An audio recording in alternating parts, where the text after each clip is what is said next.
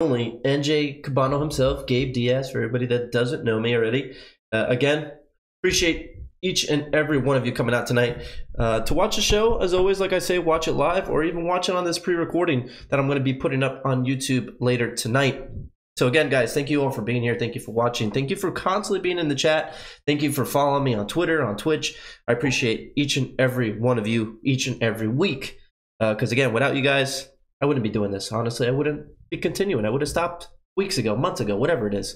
So guys, tonight I want to bring you a short but sweet episode. We have a lot of information to jam pack in, I would say, about half an hour. So we try to move as fast as we can. So first guest tonight, guys, is going to be the Pandemonium GG owner and CEO.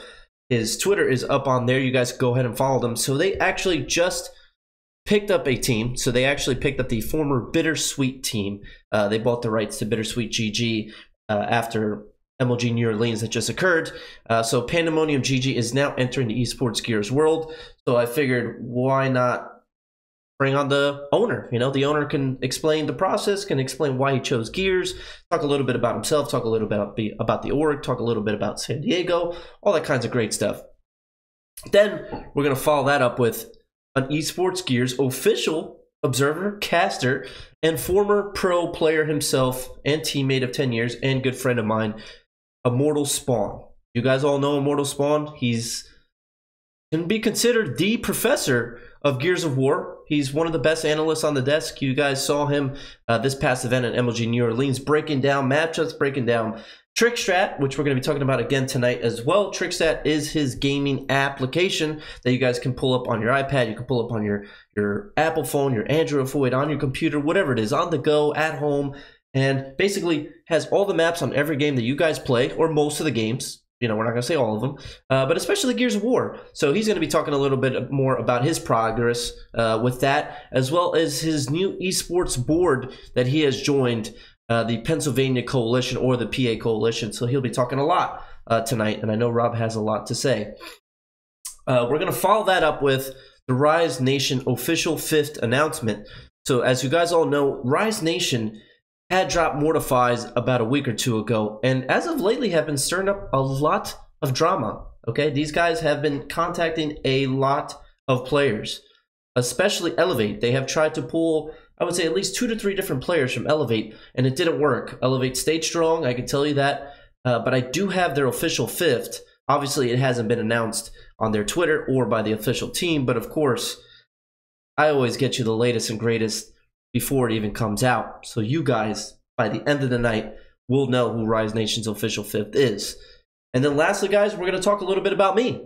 Obviously, it's my show. I think I deserve to be talked about. What's next for me? So I'm going to be talking about the Warrior Gaming League. What's that? We're going to be talking about an esports board that I might be joining. Interesting. Pretty cool. It's been in the works. And it's not official yet, but I just wanted to update everybody about it.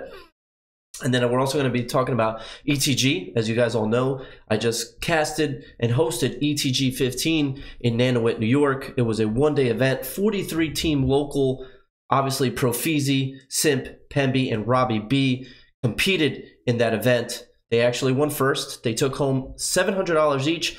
And then all 4 of those guys actually qualified today at the LCQs online or at an event. I always forget, but they all qualified and they will be going to COD Champs. So I want to talk a little bit about ETG, the future of ETG, and the future of me, your one and only NJCUBANO himself, your favorite host, your favorite caster, your favorite man just to watch in general. So yeah, thank you guys. So before we get started into everything, let me go ahead and follow everything up. Sawyer's Jerpy, good pickup. They dropped Mortify for him. Yes.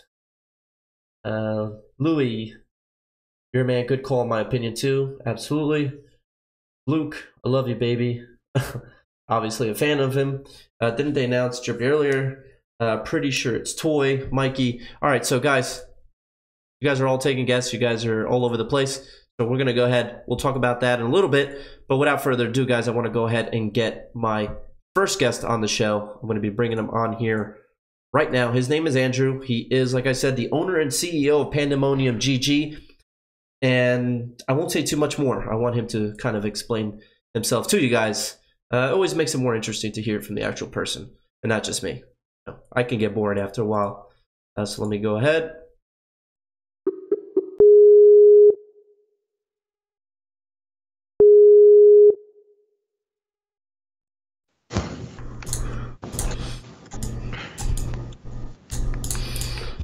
Hello? What's up, Andrew? What's going on, man? How are you? How are you doing? How's everything? I'm good, man. I'm great. Thank you for asking. Of course. So, guys, like I said, this is Andrew. He is the owner and CEO of Pandemonium GG. Just a little background for the people that didn't catch it. Andrew has bought the rights to the Bittersweet roster, second best European squad, I can say. And, you know, they obviously competed in MLG New Orleans, and Andrew has now taken over that squad. Great squad, Andrew, to come into the esports gears world with. So, Andrew, I'd rather you introduce yourself, give us a little bit about you and your work. Yes, sir. My name's Andrew. I'm 23. I'm from Syracuse, New York. I live in South Carolina right now. I'm a correctional officer, so I work at a jail, make a decent amount of money, and I'm here to represent my organization and hopefully bring great things soon to come. So, of course, Andrew, I know you're probably excited. Obviously, coming into the esports gears world, you know how exciting it could get, especially after MLG New Orleans, 60K concurrent viewers. Obviously, probably the biggest event history-wise for Gears of War. So I couldn't see any other reason why to not jump into esports gears at this point. So to start from the beginning, Andrew, tell us, why Gears of War? Well, it was definitely the excitement along with the huge prize pool that comes into play, of course. For me, honestly, it was just the love of the game, and I feel the same way about Halo. I absolutely love Halo. I have a friend in real life who's MLG. His name's Gilkey. Great player. But to even own an organization and pursue through everything is just an amazing accomplishment for me, and I really can't wait for the future, man. Absolutely. And of course, the future is looking awesome. Do you guys plan to attend your first event, San Diego? Now tell us, San Diego, are you excited? Is this your first team as an org owner, sending a team there? Well, we actually had a team before that went to New Orleans, and they were 4 seed, but things didn't really go our way. A whole bunch of stuff happened. It was madness. We'll get into that a little bit later, but it's just, well, I mean, so our players went to New Orleans. The day before, they scheduled a flight to go out. Their flight got delayed, so that just screwed everything up right from the get-go. And then the flight got canceled, so they had to take a flight the next morning, the day of the event, by the way, to the closest city to New Orleans just to Uber straight to the event. So they had to sleep in an airport for about 2 or 3 hours. So it was just complete chaos. Things didn't really go my way or their way. I don't really blame them for that or myself. There's nothing really that could have been done. But with this Bittersweet roster, man, I really can't wait. I really think they're going to perform well. Absolutely. And again, they showed a lot of signs of improvement at this MLG New Orleans event. I know a lot of people know most of those players on the team. They're all well recognized in the European world as well as the Gears of War world. Now, going into, this is kind of a question more for an org owner, going into esports Gears world, you know, why a European team? Why these guys? These guys are just great players, man. If anybody knows EU's finest, there's 2 people from that roster who are on the Bittersweet roster. It's Sammy and I believe somebody else that I can't really recall right now. But these guys, I've been watching them scrim. They're just phenomenal players. They really did show up at New Orleans, and San Diego and EGL next month, they're going to show up again, man. They're just going to do it all over again. I'm really hoping that they get top 10 at San Diego. They beat Simplicity 2-0. And I think they lost to Fable 2-1. But either way, I think they had a 6-3 lead on Fable. Things just didn't, you know, go their way in the end. But they could easily beat Fable and moved on to the 3rd rounds of the losers bracket. But unfortunately, that didn't happen. But San Diego, man, we're ready. We're ready to go. I know they're practicing every day. Great players. I think they got about 150K pro points right now. So we're looking good, man. We're looking good. That's not bad at all. Yeah, I mean, it's a lot better than I actually was thinking or expected. obviously, like you said, two players from the EU's finest, or you could say Epsilon at one point, or you could say whatever it is. I mean, these guys have been up and down all over.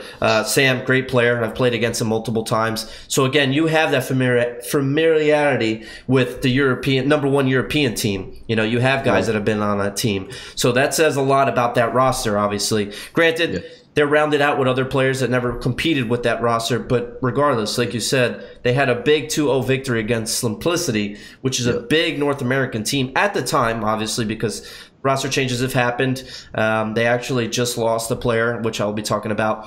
But great roster overall. You know, you had two championship winners on that team of Simplicity, and that roster came in and beat them 2-0. You know what I mean? Confidently. So going into the next event, I know you already mentioned it. You said top 10. Now, what would be your dream goal? What are you looking forward to most, you know, when it comes into San Diego? Honestly, man, I wish I can go and I may be able to attend, but I really just want that top 10, man. Honestly, I really feel like they have the skill and the ability to do that. Like we both mentioned before, they're both great players. They have a lot of experience. Not a lot of North American teams, except maybe the top 5 seeds, can compare to them, I think. And Latin America is a little, you know what I mean. But Europe has a great team of Gears players, and I'm honestly just really excited. If I don't get top 10, you know, it's not a big deal to me. We're going to keep going forward with the Bittersweet roster if they want to stay, of course. And if not, then maybe I'll try to acquire a top 6 seed North American team, and we'll see what happens from there, man. But absolutely, and that's not a bad thing. Obviously, like you said, that's always something that we want to hear as, you know, as players, as Oregoners, as competitors. You know, obviously you're going to go in there, you're going to prepare the best team that you can. Obviously, these guys are practicing each and every day as well as they should be. And, you know, going into the event, hearing that from an Oregoner like yourself, you know, win or lose, top 10 or not, top 8 or not, you know, you're still going to come back. You guys are going to regroup. But it always depends on the players. Obviously, you as an Oregoner always wants to keep your guys together as well as you should. But like you said, there's always opportunity for more events. Obviously, I think we have another 2 more. So sky's the limit when it comes to that. Now, a question I like to ask most of my guests, Andrew, I'm going to ask you. All right. Not including the ones that have already happened, but say you had an option of picking an event. Could be anywhere, international, domestic, whatever you want it to be. What would be your favorable location for a Gears event to be held? Honestly, man, I think New York City would be lit. That would just be phenomenal, man. Honestly, I feel like it would bring a lot of attendance, a lot of viewers. That would just be an amazing thing to witness, or maybe even in Italy. But that's just where I'm from, so I have to say that. But I think New York City overall would be amazing. Absolutely. Of course, you have to say Italy. That's obviously the home country. But New York, another favored option that I get from everybody. New York is huge. I would love to see a New York event. I mean, hopefully, man. Hopefully. We never know. I mean, Gears is slacking, you know? Really? Oh, yeah, you're right. Like, I just went to a Call of Duty event this past weekend, and it was in New York. Granted, it was in Nanowit, so it's not as popular as New York City, but still 43 teams, dude. I mean, come on. 43 teams. You and I both know that's a lot of teams, especially for a local event. If you compare that to New Orleans, I think New Orleans had like 35 teams. Yeah. They didn't have as much as I thought they would, man, honestly. I thought they were going to hit like maybe 50 or 40-ish. I thought they were going to have way more. I'm surprised they didn't. Yeah, I mean, from an Oregon, I guess that's a good question to ask. And granted, before I do, it is still a numbers game, so I know they did hit 60K concurrent viewers. So I think they're more excited about the numbers that they got from the event than the actual physical presence there. So that's a kind of a thing to put out there. But as an Oregoner, you know, going into the event, is that something you worry about? How many teams are attending, or the numbers of viewers, or anything like that? Is that something that you take into effect? Not really, man. You know, I think the more viewers we get is just more publicity for me, myself, and my organization. So 1,000 viewers, 2,000 viewers, 5,000 viewers, 500, 100. You know what I mean? Any publicity is good publicity. As long as the organization is getting out there, I'm getting out there, you know, my team's getting out there. That's all I really care about, honestly. And I know my team is great. I know they're going to do great things in San Diego and EGL. But, you know, you can only take my word so far. You guys are just going to have to find out.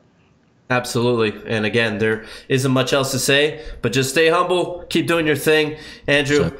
I want to thank you for coming on here, but before I let you go, was there anything else that you had to say to anybody watching or anything that you personally wanted to say? Yes, sir. I want to give a couple shout outs to my mother, my baby who's watching the stream right now. I love you. My cousin Darren, my best friend Hunter, Tommy. I love you guys. And can't wait to go forward, man. I appreciate you having me, man, a lot. I appreciate it so much. Absolutely, Andrew. And again, I'll be having this up tonight, so you can go ahead and show everybody that you just shouted out, that you shouted them out live. And also, it'll be up on YouTube. So, Andrew, again, thank you for everything. Thank you for coming on here tonight and taking your time out. And I wish you and your roster the best of luck going into San Diego. Thank you so much, man. I appreciate it. Peace. No problem. Take care. Of course, Rob wouldn't have me as a friend. What a random Immortal spawn. All right, guys. Well, that was Andrew, the owner and CEO of Pandemonium GG. Again, I want to thank him for coming on here. Again, guys, Pandemonium GG is entering the esports gears world. Once again, they have picked up the bittersweet roster from MLG New Orleans, the second-ranked European squad, or third-ranked European squad is now under Pandemonium GG, and they will be attending MLG San Diego coming up. So, guys, that's it for that.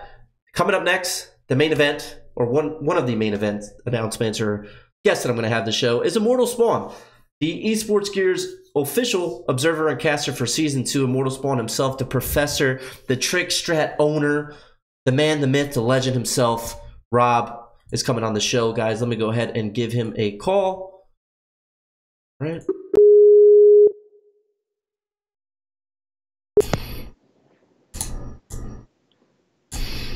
Rob. Hey, hello.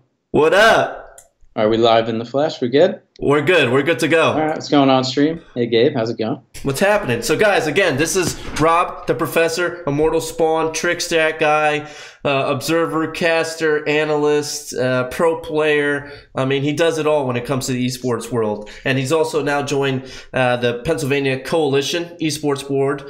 So, again, I mean, this guy, he's like me. He reminds me of myself. Yeah, it's good to see you, man. I'm excited to be here again. It's been a little bit. Got a lot to catch up on. Absolutely. So, Rob, before we get started, for everyone that doesn't know Immortal, which that's a silly question because most people already do, tell us a little bit about yourself. Yeah, no, absolutely. So, so I'm currently observer and analyst for the esports gear circuit. Gabe and I are former teammates, co-own Raw Talent, and we've been friends for some 10 years now, I guess, since the inception of the game. So I'm a full-time software engineer, and just came back from New Orleans. It was an awesome tournament. Looking forward to the next one. Yeah, so I know you just came back from MLG New Orleans, Rob. I know the event was awesome. Again, I was telling Andrew from Pandemonium GG that 60K concurrent viewers. That's huge. That was awesome for esports 1 and 2 for Gears of War. I think that's probably the highest numbers we've had in general. Probably the highest numbers that you and I have seen since we've been competing or just watching in general in Gears of War. So tell me a little bit about your perspective and your experience from the event. Yeah, so I'll sort of walk through my time there, and Friday is always really exciting for me because of the open bracket. Like, something that I always do at these tournaments is find some time where I might not be working a match at that time on Friday, and go say hello to all the guys that are out there grinding through open. I think that like encapsulate Gears of War so much. There's a lot of trash talk. There's a lot of people crowding around the stations, and it just brings me back to like the old days, Gabe, when we would play at these majors and just experiencing like everybody huddled around. So Fridays are always really fun because I get to go say hello to people out there and sort of see that. And this event was really cool because Halo was there as well, which was also like homage to some old tournaments, back in the day, 09.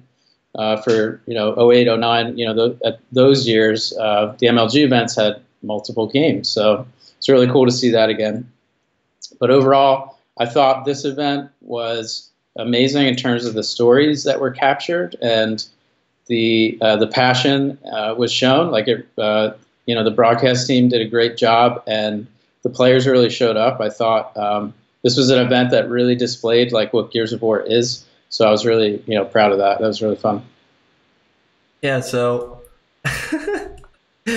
Rob, if you can look on your screen. So, guys, this was a picture of Rob at the event. I had to go ahead and... Okay, yeah, I'm ready. I see it now. You see it now? So, this was Rob at the event. You could tell he's having a good time. Is this a roast or something? I'm not sure if this is a part of... No, I'm just kidding.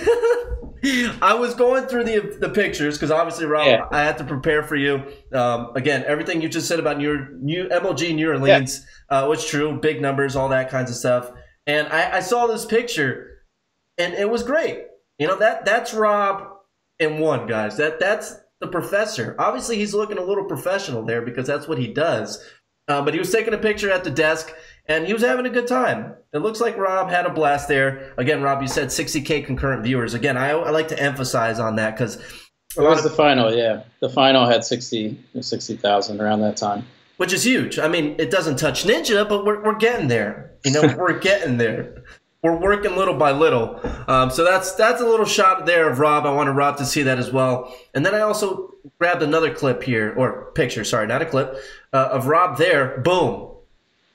Professional. Fancy. You see him in work. I could tell right now he's probably talking about Trick Strat.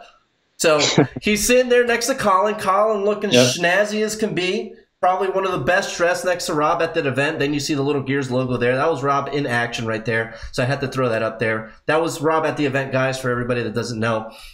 But again, that was probably Rob talking about Trick Strat. Boom. Right there, logo. Trick Strat. Awesome. So Trick Strat, Rob, tell us a little bit about Trick Strat because I know that was a topic that came up while you were actually on the decks live at MLG New Orleans, which I know came to a shock to you. But that was an awesome introduction they gave you. I appreciate the the live PowerPoint slideshow here. It's really cool. I'm excited to see what else you got. So this event we were able to use Trick Strat on the desk as a telestrator tool, and obviously this is a huge moment because this is something that I've done on YouTube for the community for a while, and to be able to use the tool and share it as I intended to use it was just amazing. I'm really excited how it went. Got some really great feedback, and it was a lot of fun. So, looking forward to doing more of those. As the circuit continues, and yeah, it was a really great experience. To do that from the desk.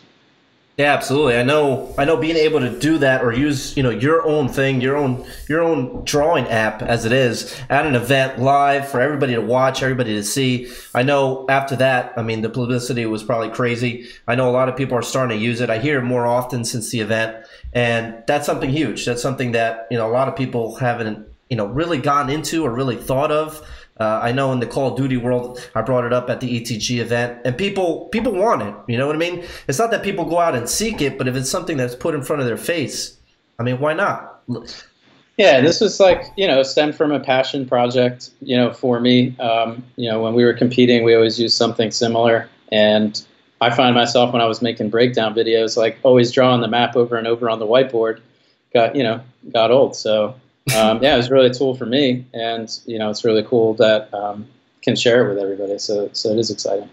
Absolutely. Now, Rob, when you're making this app, or when you get into it, I know there's some days where you really get into it and you get down and dirty with the maps, the ideas. Tell us one of the most important things, or one of the things you like most about your own app. I know that's a tough question, but just give me something.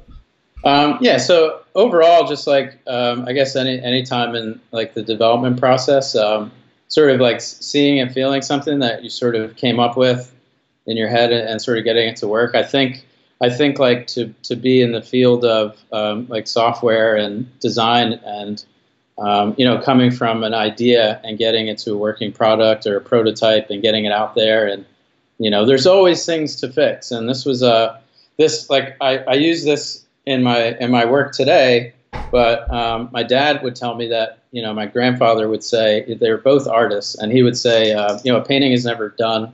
You could always go back and refine another pencil stroke, another paintbrush, whatever it is. You could always do more. And it's sort of like an obsession in a way, and it's like a perfectionist sort of thing when you're developing code. So there's so many things I want to do at TrickStrat. I have a backlog of things. I have so many ideas for it, but you know, it's very satisfying when you take that one idea and you make it happen. So like one of the recent things was being able to like draw a strat, save it, revisit it on any device. Like as a former player, I'm like, I want to be able to save my strats and bring them up anywhere. So having that come to life was like really proud. That was really cool to see, and that's how it works today. So it's cool.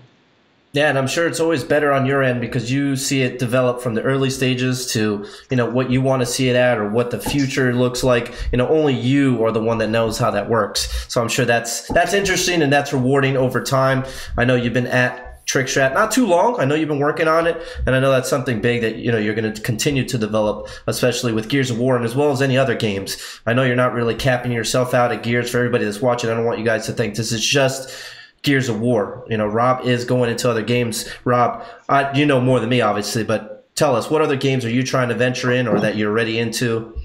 Yeah, so Gears of War obviously was priority for me to start with, and there's opportunity to expand this beyond Gears. Any sort of competitive game with maps and that you can sort of break down and strategize with. Even like the free sketch mode works well. I added sports on there because my niece plays soccer, and her coach, and like they'll mess around with it. So there's opportunity to sort of spread it around. But I think the most important thing is focusing on like the core functionality, improving a lot of the features that exist today, making the broadcast and telestrading experience better.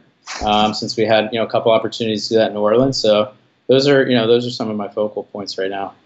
Absolutely. And again, that's just the beginning stages. I know you'll probably be in every game. That's what I think. I mean, I'm positive. I'm optimistic. So I know TrickStrat is going to be everywhere. But Rob, before we continue talking, somebody in the chat, it's kind of hard to tell because it's in yellow. Let me see if I can highlight this. But it says, I remember me and my friends joined overhead views of Halo 3 maps in high school and go over strats. Definite app idea. Definitely good app idea. So yeah, thanks, so maybe Halo, Rob. Maybe that's something, Halo 6 coming around. What do you think? Like absolutely, it makes total sense. And like I would draw maps in school growing up as well. Like it's showing my age, but I remember like drawing Complex from like GoldenEye, and some of the old like throwback, iconic maps that I remember playing in, competing in, whatever it was. So it was always something that made sense to strategize with, just like you would in sports. So it's really cool that other people share that. I think that's what's really neat to see, is that like other people appreciate it. So absolutely. So guys, again, Immortal Spawn himself, TrickStrat. We're gonna move into the next question for Rob, but if you guys haven't downloaded, check it out. Like I said, you can download it iOS, Android, your computer, your cell phone, your flip phone is now available. Whatever it is that you guys use, go ahead and check it out. The next thing I wanted to talk about, Rob, because I know that was another new venture for yourself, and I mentioned it earlier, the PA Esports Coalition, a new board that you joined. Tell us a little bit about that. Yeah, so this is it's really exciting to be a part of this. So the PA Esports Coalition it's a nonprofit focused on esports in the state of PA. There's a lot of different avenues, but some of the key elements for me that I'm excited about is the integrity of setting a standard for the integrity of esports, becoming a sort of a go-to group and foundation for any sort of esports events that go on in the state, venues, betting on the games, or however it may be, like spreading awareness of esports in the state, and having everybody align within sort of what we're starting to build. So what's really great is the footprint, like based on the board of the directors. I'll just mention first off, like the chairman, Bill Thomas. He's an amazing guy and has background in legal and politics and gaming specifically, and his passion and his vision, what he sees esports is going. sort of pulled together a board that has a variety of skills and spread out throughout PA very well. So you have a board member representing the Pittsburgh Knights, which is an esports team, a member from Nerd Street Gamers, which is a big company in Philly that just got an investment from Comcast. They do a lot of tournaments. Harrisburg Esports is a school that's gives scholarships, has teams. A venue, the Whitaker Center there, and a lot of these guys, there's aspiring player, high school who's applying to colleges. So different age groups, different skills, former players, really, really solid group. And I'm, really proud to be a part of it. As you know, like I've always been an advocate of the sport itself and sort of setting really the integrity aspect, something I'm really passionate about, and like the education aspect. So, how are people preparing for high school teams and going to college? Like when I was younger, obviously there was no such thing, and it's something that I've always dreamed of. So to be a part of that and sort of pave the way within the state is something like I'm really excited to get involved in. So, fairly new organization, but building up steam fast. So stay tuned for more information on that, and follow them on Twitter. I'll post the Twitter link. Yeah, absolutely. Put it in the chat for everybody. Yeah, so that's some interesting stuff. I know that's not something that I personally have really gone into or really thought of. I think it's an awesome idea for yourself. Obviously, being from PA currently, being able to jump on an esports board with somebody such as yourself with so much experience, 10 plus years, not just at a gaming level. Obviously we all gamed, casually, but you've been competing. You have that background. You have that experience. You do have that business mentality. You do have your own gaming app, and then you also have from competing, you've worked with different organizations, different sponsors. You work for a big gaming company, Major League Gaming themselves, so I couldn't think of somebody else better to have that on that board that's not really related to esports, but again, that's something huge. Now, is there any projects, or is that kind of like what's the process? Was that, is that something that just started up and little by little you guys will continue to do stuff? I'm not too sure how that works. Yeah, absolutely. First of all, thanks, for sort of those words. It really means a lot. And so the process has really been sort of spreading awareness of the organization. We have some members that have joined. We're partnering and sponsoring a variety of events within the state.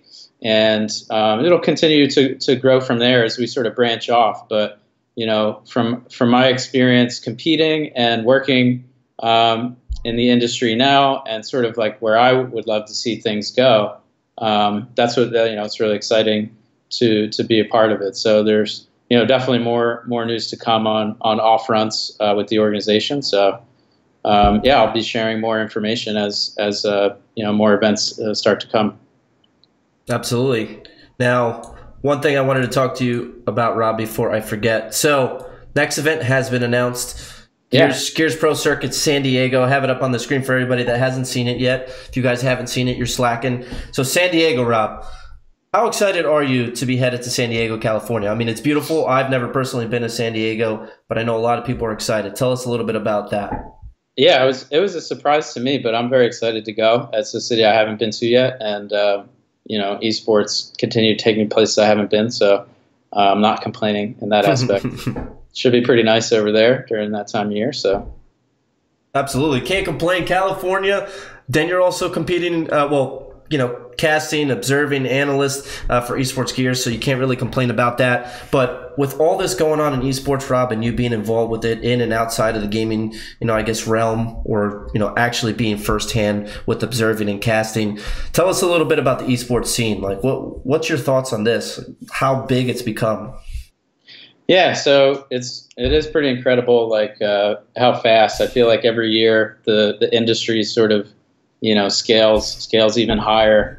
Every year there's some other game or some other event that just pushes more people, makes it more mainstream, right? So we're really seeing that more and more. In the Gears front, I think if we continue to embrace the passion of the Gears players, the stories, and really what that's about, because for me, as a player, like that's what Gears is about. That's what attracts me to it. And as a viewer, I think that holds true as well.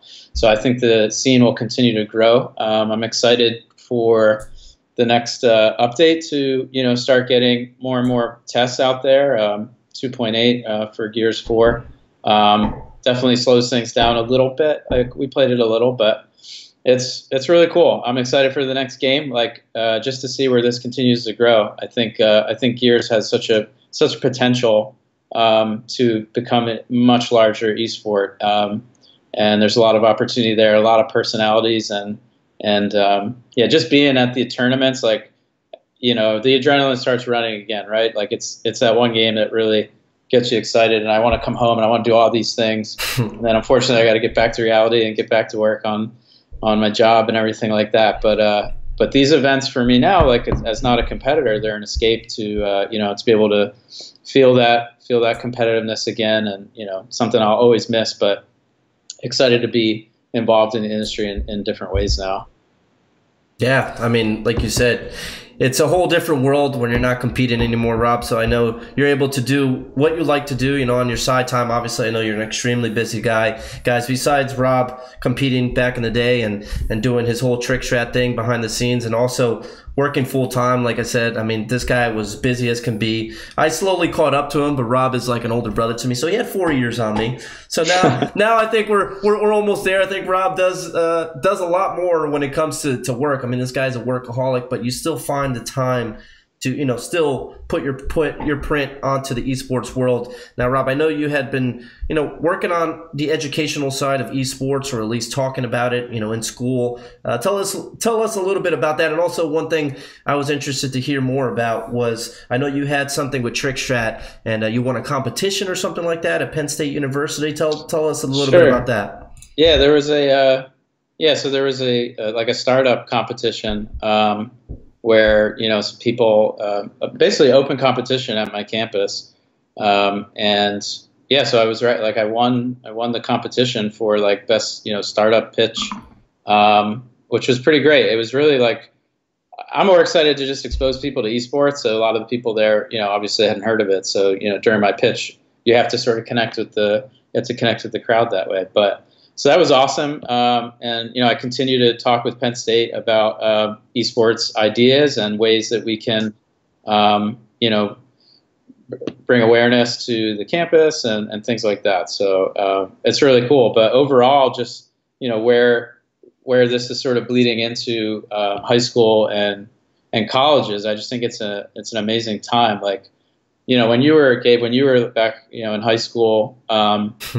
Could you have imagined like a club after school to sort of, sign up and go? Like I tried out for the basketball team because I played a lot of basketball through my middle school, and then freshman of high school, I try out for the basketball team, and I don't go the second day because like my after school was where I wanted to game with my friends. Like I would still play like pickup basketball. Like we would go back to my house, we would game in the basement. We would play pickup basketball outside, but like the whole, the after school sort of my free time, like we were landing Halo, you know what I mean? So could you imagine, that opportunity after school, like in a legitimate way where you're working towards a scholarship, because this is what it's the reality now. Like their high schools are going to be having club teams. You're going to, try out for the team. You're going to play against other high school teams, you're going to get scouted, and you're going to go to college to, compete in an esport for a full ride. Like once that full ride is on the table, that's a legitimate thing. That's just like any other sport that people work at after school and work at hard to do. So that's really exciting to me because I was there and I was always advocating it like through my youth, and that's sort of the reality now, right? Absolutely. I mean, that's the current stage that we're in now in life. And like you said, I don't think either of us expected esports to be where it is now. Playing at 2 a.m, 3 a.m, you and I screaming at each other, screaming at Dan, screaming at Mike, having a blast. That all seemed like something at the current time that we were just doing. You know, this is something present day. We're having a good time. We're really good at it. We're making peanuts for winning tournaments. You know, that was the grind, the struggle, I guess you could say. Whereas now these days, esports, look at Optic. I mean, these guys win an event, they win $20,000, $30,000. It's like, you know, we went from $500 to $30,000. So obviously esports has come a long way.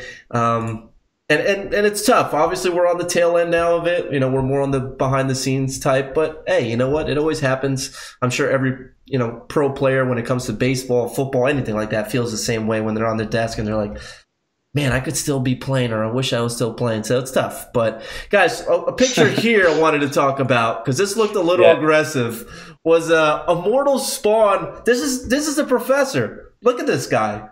Got up out of his chair and was telling his teammate what to do. Rob, in your mind, because obviously you were in the zone there, tell us what this picture means to you.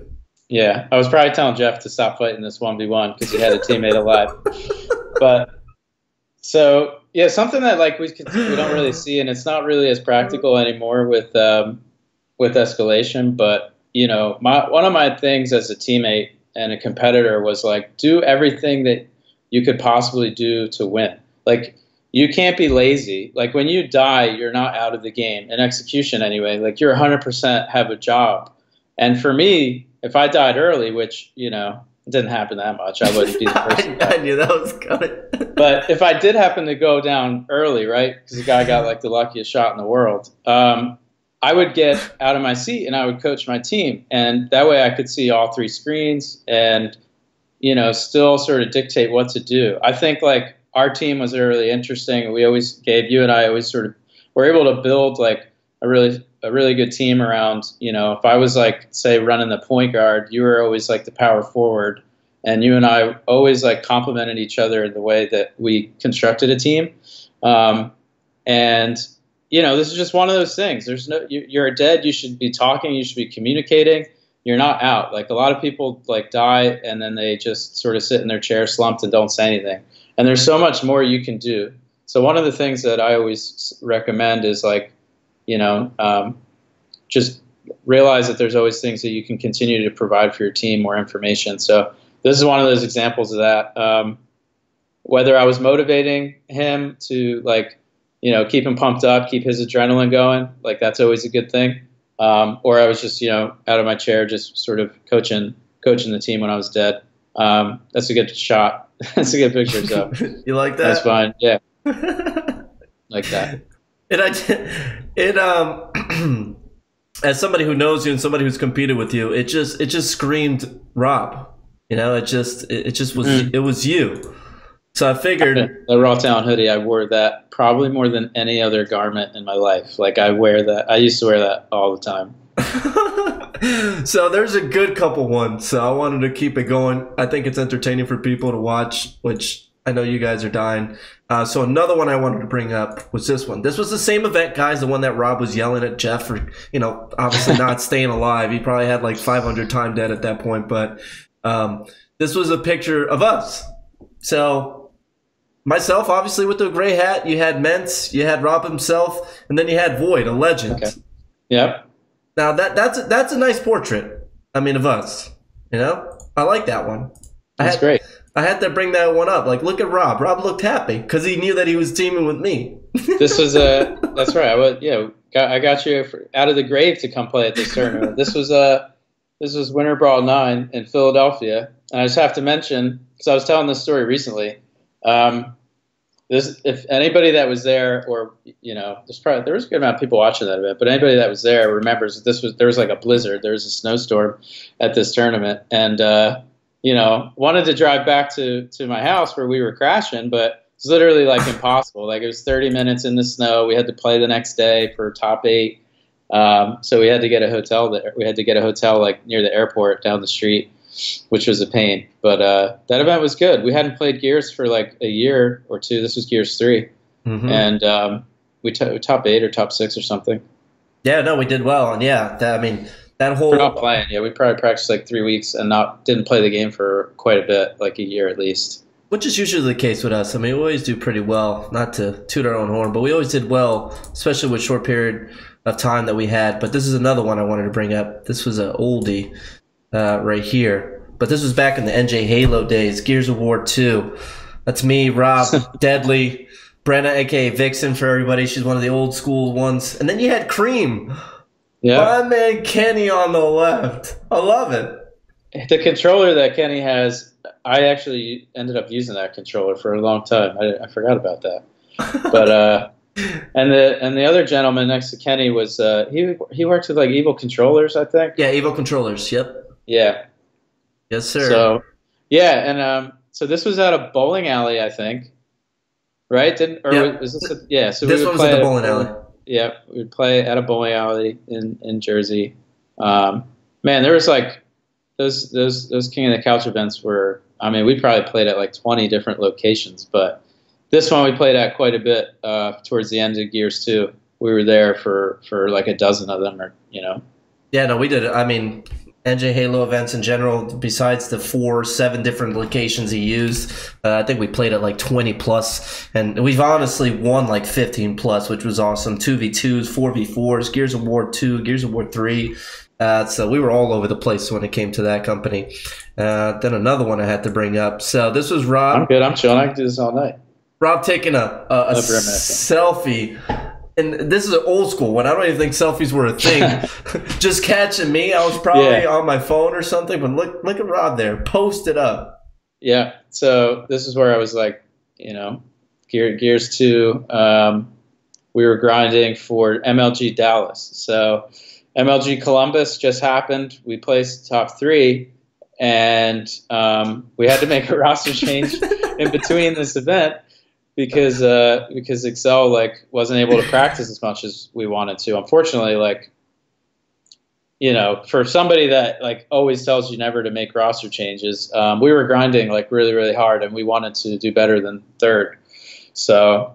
But obviously, we all, we were friends with Cream for a long time, so we had an opportunity. So this is at Cream's place, and we were landing, and that was a really fun night. Like something that we would do before these tournaments. We'd get together the weekend before, and we would play, and we would practice the whole weekend. But not only just practice, just hang out, like vibe together. You don't want to like show up to a LAN and meet this guy for the first time, right? So we would hang out. We had a good time. We played other games. I remember playing a lot of DJ Hero that night. Yeah, that's what I got in on. What do you remember from that night? So from that night, what I enjoyed was that Kenny was excited that Brenna made brownies. So I remember that was like a big thing because Kenny, I think we're playing, or I think we stopped playing or something, and Kenny was like, "Brenna, can you make us brownies?" And she was like, "Yeah, I'll make you brownies." And that man went to town.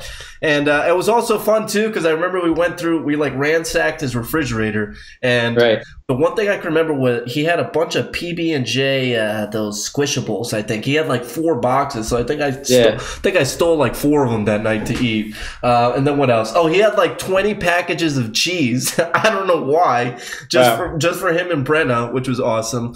So that was interesting. That was more of, I guess, the beginning days of gaming. And Vora, to answer your question, because I guess it goes with that, I think we were ahead of our time at that point. We were landing. Kenny had his own place. Well, Cream had his own place. We all had a table. We all had our own monitors. We were all playing on awesome internet. Going over stuff. Rob did a good job of kind of getting us together and going over like I guess you could say back in the day, trick strat. But writing down in paper. So I definitely think we were ahead of the game. Like Rob said, it was big about chemistry. We hung out with each other. You didn't want to just show up to an event like Rob said and, not really know these guys. Like I knew Rob, in and out of the game 10 plus years now. So it was more fun. You wanted to win not just for yourself, but you wanted to win for, your friends, your family, teammates, and I think that's still there now these days, but I don't think it's as close. I feel like now in an unfortunate way for me at least become more of a very, very big time business thing, and it's good and bad. Exactly. It's good. You're and bad. Exactly right. Yeah. Like the whole grassroots feel definitely is gone. This was where we would get together and nobody was telling us to do this. Nobody was telling us that we had to land and practice. We just knew that that's what it took. Like ZYN won that event at MLG Dallas, and they were another team that would get together at eBash, and they would go over strats on the whiteboard, and they would land together, and that's what it takes to win. Like the top teams, like the Insanes, and during those times, like those guys would be next to each other playing together. So we just had to take advantage of that and do what we had to do when we could. Absolutely, and I agree with that. Obviously, we're both on the same board when it comes to that. Now, this is another good one. This was at another NJ Halo. This is Phillies all the way to the left, guys. Then you had Kirill's, Brian a.k.a. Kirill's. You guys all know him. Then you had Rob. Rob had the half face covered with the hoodie. He was feeling it. This thing was like, yeah, this was funny. I remember like stopping somebody to say, "Hey, we need a picture in the parking lot," because I was all about like posting, this stuff on social media back then. Like, just the start of Gears. Gears 1 lands, like, was always taking photos and promoting it. I would be updating the Game Battles forums, like with, match results. There was no live streaming back then, guys. Like, this was literally like after a match on the Game Battles ladder, you would look for a post to see the results. Hey, I clutched, this guy clutched this 1v2. These were the scores, or here are these pictures from a local LAN. Like, and this was more towards like Facebook and Twitter, so we were able to share these there. But it's just incredible. That was a lot of fun. It was all about having fun at these tournaments, especially those events. They would last like 14 hours, and you'd get burned out. So you'd have to find some humor to break up the day. Something entertaining. So 2 more. This one is one of the first ones that we went into as a duo and together with this squad. This was like the original 4 Raw Talent member here, guys. Rob, me, Dan himself, Zero Excel, and then Deadly. Deadly, you could see he probably didn't want to take a picture, but we forced him to. And that was us at WCG in the Union Square in New York City, for everybody that doesn't know. Rob, those WCG events were awesome. I know this was literally, I think, the first one for Gears 2, if I'm not mistaken. I remember so much about this weekend. Like, it's amazing what one photo will do. We stopped some women to take this picture. Like, I remember they were sitting, there's a fountain like behind you. Deadly, you could see Deadly's Starbucks on the bottom right. You could see his straw. You remember him like drinking this, drink the whole weekend. And it was at the Samsung Center there, and Samsung was like a big partner with WCG. So you would win like Samsung monitors, but we were trying to qualify for WCG, which was actually like one of the bigger performances that we've had in our career, and that was trying to qualify. It was a local. It was kind of like, I think they had a bunch of online qualifiers, and then they had these little LANs. So yeah, I remember that tournament really well.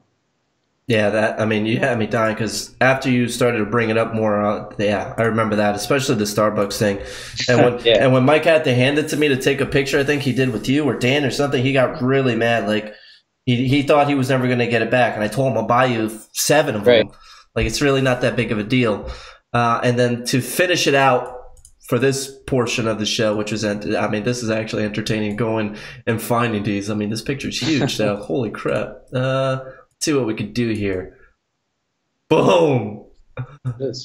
There he is. This is one of the best ones of the night, and the one that we'll finish out for show and tell today. So, Rob, I'm not going to say a word. I'm not saying a word. Tell us what this is. Let's see here. I think I'm holding a controller, so I think I'm playing some Xbox. If this is in your bed, if that's what you're trying to get me to say, but we're prepared. So these tournaments, these local events were like a couple hours away for me. So what we would do is we would sleep over, practice the night before. So that's what's going on here, man. Grinding before the next tournament. This man Rob always was in my bed. So whether it was at home or whether when we were traveled, it was always me and this guy. And I loved it. He's a little guy, so, he didn't take too much space up. He sat in the little corner, and we were good. That's right. I got up That's so funny, this man. morning, and this guy was already telling me, he's like, Gabe, practice, dude. He's like, grab a controller, we're practicing. And I'm like, this guy's wild. I can't play with this guy. Saying Yeah. just practice shooting, practice hitting your buttons. And it was funny then. But now that I think about it, I'm like, this guy was actually onto something. Oh, we were doing drills, man. Always doing drills. And I know you made a video. Remember you made a video at Kenny's house? Yeah, there was I kind of walked through like, sort of some drills you could do or whatever it is. But yeah, man, it was like, we were trying to, it was a real thing, man. It was like the passion, was unmatched, not missing any tournament.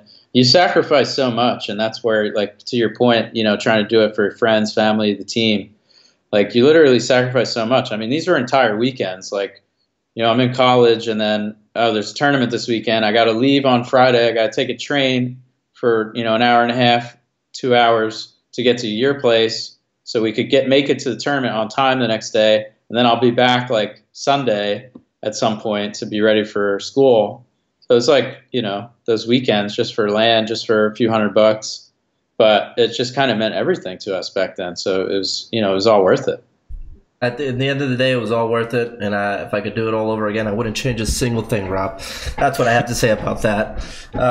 So, Rob, before I let you go, I want to continue to the next part, or at least the next topic, because, again, of course, you were there. You know this player. You know the event. You know the team. So I kind of want to get your, I guess, breakdown of the move and of the team going forward. But guys, the next topic that we have on here, and I'm going to keep Immortal Spawn on here to give you guys his professional breakdown of it.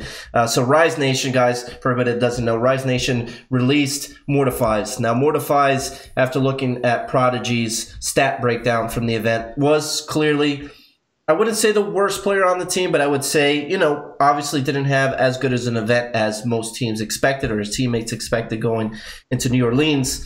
So he was released literally a day or two right when they got back home, unfortunately. So he is currently a free agent. But RiseNation had been stirring up a lot of nonsense, and I know this because the teams contacted me about it. I never give away teams' names or players' names, but I can tell you they're confirmed.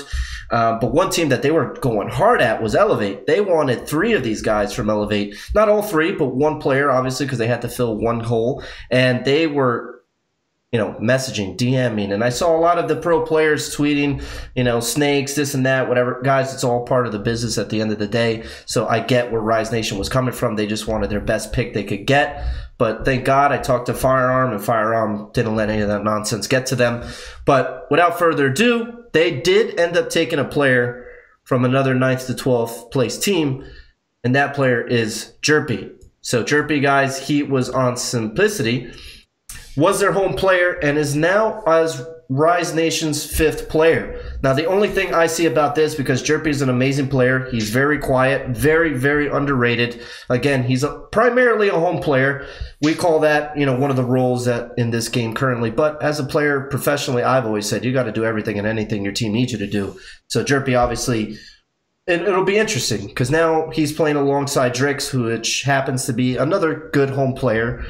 So now with this roster move, I think it's definitely a plus. Jerpy over Mortifies, but now there's a conflict in roles. So Rob, after hearing this, what's your breakdown about this? This change. Sure. Yeah. So a few things. So one, I think it was good that they let Mortifies know so quickly so he could move on and he wasn't sort of waiting around. He did have a good event as well. The stats don't always tell all the story, the whole story, right? There's a lot of, you have 5 people that need to work together and blend together. And one person might not fit in, the team might, recognize that and you just got to move on. So if for Jerpy, I do agree with you. He's a very solid all around player.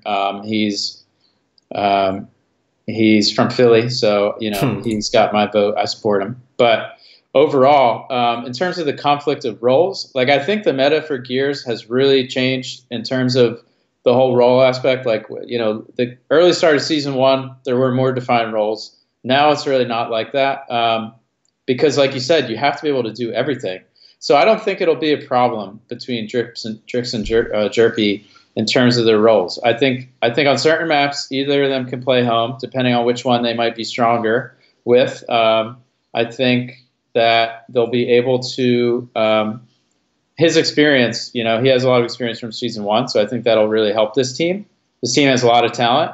They just need to just sort of work together. I think the longer a team that Jerpy stays with, he's going to become a better player. Like, he's one of those guys that is so well-rounded, but he plays off people a lot. Like, he needs to sort of repeat playing with the same guys and just get better from there. So the team he was with, like, maybe it really wasn't a team that was for the long haul. Maybe it was one of those, like, event-based teams where, hey, it's a lot of good free agents, a lot of good players, a couple duos on there. Like, let's put this team together, see what we could do. I think it's a really good opportunity for Jerpy. I think, overall, I'd like to pick up. Absolutely. So I know a lot of people are going to get praised for that move, or Rise is going to get a lot of praise for that move. But I do know for a fact that they were going after Toy Soldier first. That was another thing I wanted to talk about. Rob, you don't obviously have to speak on it, but that's something I just wanted to talk about here on the show for everybody. Nothing has been confirmed. This is pure rumor. I'm not even going to say I speculated, but pretty good source and pretty good video that I was clipped from one of my many informants. But possible talks of a Ghost Gaming second roster. Now, 2 people were having a discussion together, and it's great the information I get, Rob. I mean, if you could see what I see or hear what I hear, it's the best. It's great. You got all the little birds like bringing you stuff. Oh, it's insane. So conversation between 2 people, and right out there in public, but a lot of people don't catch it, and these guys catch it, and I love them for it. Obviously, they want to remain unnamed, but a conversation was what happened between 2 people. One of Ghost Gaming, one of not. No, it's not a player from Ghost Gaming on the current roster. And it was a conversation of a possible, V2 of Ghost Gaming. Nothing set in stone, and it did involve Toy Soldier. So that's kind of why the whole Rise Nation talks came to a halt. And Toy Soldier wasn't moved. I don't think he's going to be moved at all. I think he's going to be staying with his current roster. Obviously, Jerpy has left, so I'm not too sure what they're going to do. But behind the scenes, just a rumor right now is a Ghost Gaming second team. Obviously, they probably want to match the second team of Optic Mexico at this point in time. But again, to finish out that topic of Jerpy, I think it's a great move. My bold prediction, as well as the prediction I'm going to give, because last event I was 7 for 8. I think I was off by like 1 placing once again. I'll give him a 7th to 8th. I think this move gets them back into the top 8, but just doesn't get them back to where they need to be. I do think they need another team change or 2. I'm not going to give the person's name because I don't want to, not really bad mouth, but I don't really want to give negative energy to that team. I hope that energy places top 4, top 3, top 2, first place, whatever it is. I want them to win. But my prediction when it comes down to it is a 7th to 8th placing. Jerpy definitely boosts those guys up. And like you said, Rob, I think the longer Jerpy stays with a team, the better he gets as an individual, and the better his team will get. Because I think he's not the loudest guy, but I'm sure the information that he gives his teammates benefits them more than most people probably think. But that's my prediction for it. And I don't know if you have anything else on that, Rob. Yeah, no, I agree with all your points there. I think that's a good assessment. I'd like to see it from these guys, a little bit, and I wish them the best of luck. Absolutely. So that's it for that, guys. Jerpy to Rise Nation. That's their new 5th player. They say goodbye to Mortifies, and they say hello to Jerpy. So, Rob, that comes to the end of this. Rob, I had a lot of fun. I know we discussed a lot. I've had you on here longer than I expected, which I love, absolutely. I thought it was funny doing our whole background, talking about everything you're doing now. But was there anything else, Rob, before I let you go that you wanted to talk about or bring up, or just anything? Yeah, thanks again for having me. It's been too long. Always love reminiscing with you, and definitely sort of showing some of the newer guys in the scene what the old gears used to be like, with the old how we used to compete and everything. So we'll do it again soon. Good luck with everything you're getting involved in. I know you had you just had your event that you worked with this past weekend, and I'm excited to hear what you're going to share with us in a few minutes. So thanks again. Absolutely, Rob. So, guys, Immortal Spawn, make sure you follow him. You're going to see him live at San Diego. He's going to be on the desk. He's going to be observing. He's going to be casting, breaking things down.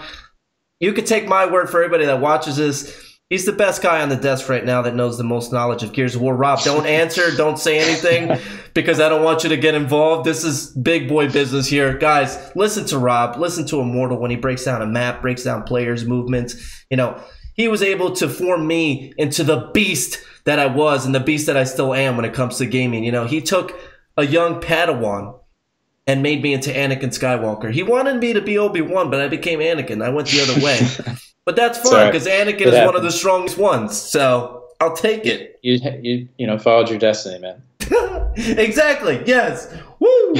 So, guys, that's it. Immortal Spawn. Follow him. You'll see him live as always. Follow him on his Twitch. I know we just went live a couple of days ago for like an hour or so. I know Rob is so busy, but twitch.tv/Immortal Spawn if you guys haven't yet. Rob, that's it. I'm going to let you go. I'm sure you have like some lab work to put together or some nonsense, but thank you for being here, Rob. Yeah, appreciate it, Gabe. All right, have a good night, guys. See ya. Take care. All right, guys. So again, Immortal Spawn, teammate, friend, duo of 10 plus years, going strong. I've literally done everything with that guy. He knows me better than a lot of people. You know, he knows me better than some of my family. I've been through everything with that guy: the ups, the downs. You could say the good, the bad, the ugly.